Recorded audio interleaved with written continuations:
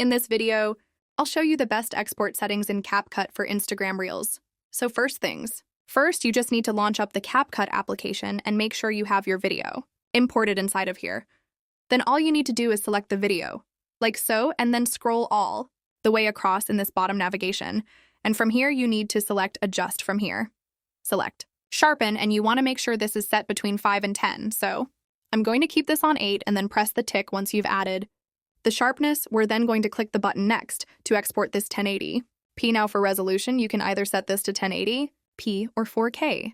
This really depends on the quality that you filmed the video. And so my video was filmed on 1080p, so I'm going to keep it as that. For frame rate, you want to set this to 30, as this will give you the smoothest playback code rate.